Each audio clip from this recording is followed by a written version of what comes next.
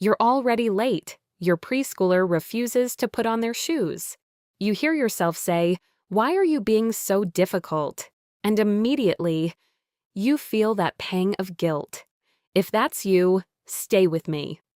Moments like this happen almost daily. You're tired. You're juggling 100 things. Your nervous system is stretched thin. Of course you snap sometimes. You are not broken. You are not a bad parent. You are a human raising a tiny human with a still developing brain. Today, I want to gently walk through 7 common phrases loving parents say, especially when overwhelmed, that can slowly chip away at a child's confidence. Not because you're doing damage, but because small language shifts can create big emotional safety. Here's what helps to remember. Your child's brain is under construction. The emotional part of the brain is fully online. The reasoning, impulse control part, still wiring up.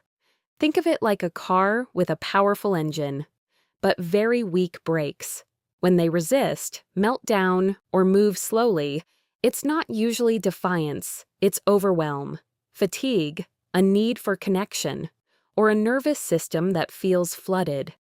When we respond with shame-based language, even unintentionally, their brain hears, "Something is wrong with me." Confidence grows when a child feels safe being imperfect, and that starts with how we speak. Let's look at the phrases. 1. Why are you being so difficult?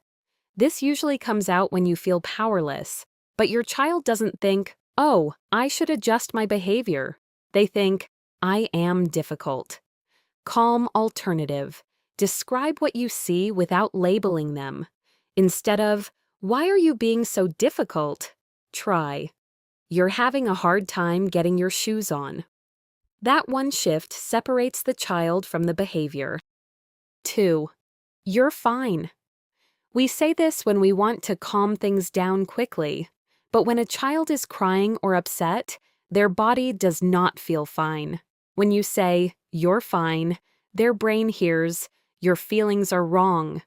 Calm alternative, "You didn't like that. That surprised you. That felt scary." You don't have to fix the feeling, just acknowledge it. Feeling understood builds internal security. 3. Big boys or girls don't cry. This one often comes from how we were raised, but crying is not immaturity. It's stress leaving the body. When we attach shame to emotion, children learn to hide their feelings, not regulate them. Calm alternative. It's okay to cry. I'm here. Simple, steady, safe. Take a breath with me here. If you've said these before, that doesn't mean you've damaged your child. It means you were overwhelmed. We're focusing on awareness, not guilt. 4. If you don't listen, I'm leaving. This is usually said out of desperation in parking lots or stores, but young children are wired for attachment. Threatening separation, even lightly, activates fear. Fear shuts down learning. Calm alternative. I need you close to me. If you run, I will hold your hand. Clear, calm, predictable. Limits without fear. 5. What's wrong with you? This often slips out during repeated behavior. Spilled milk, hitting again, ignoring you again. But this question attacks identity. A young child cannot separate who they are from what they do. Calm alternative. What happened? What was going on? Curiosity invites growth. Shame shuts it down. 6. You always, or you never. You never listen. You always make a mess. Young children think in black and white. When they hear always or never, they assume it's permanent. Confidence requires believing, I can improve. Calm alternative, this is the second time I've asked. The toys are still on the floor. Specific, factual, changeable. 7.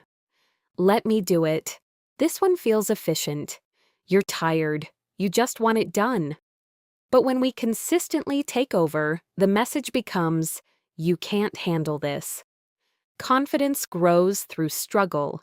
Calm alternative. You're working hard on that. Do you want help or do you want to keep trying? Support without takeover. The mistake to stop. Here's the common thread. When we're overwhelmed, we speak from our stress. We label, we rush, we minimize feelings, we threaten connection. Not because we don't care, but because our nervous system is overloaded. And when your nervous system feels unsafe, you move into control mode. Control feels efficient in the moment, but connection builds confidence long term. The calm alternative, even when you're tired. You do not need perfect scripts.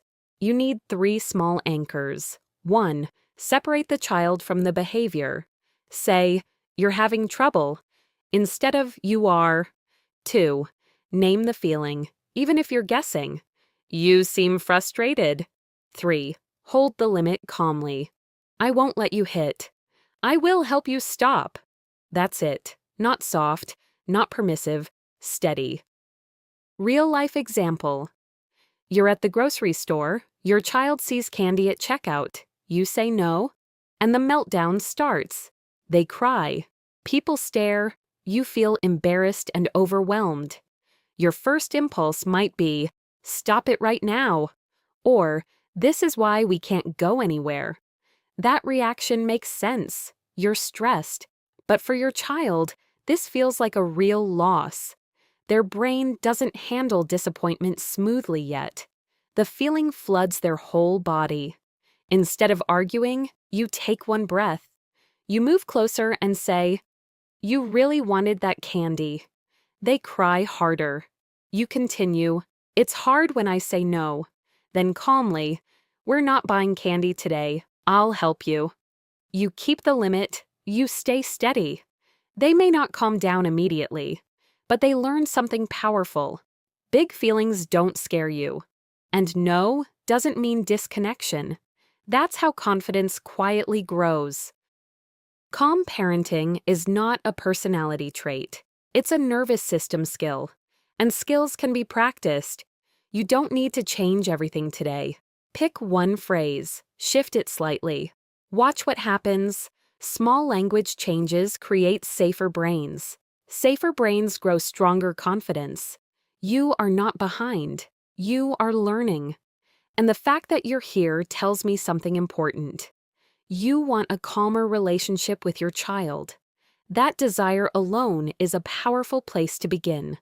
Take it one small moment at a time.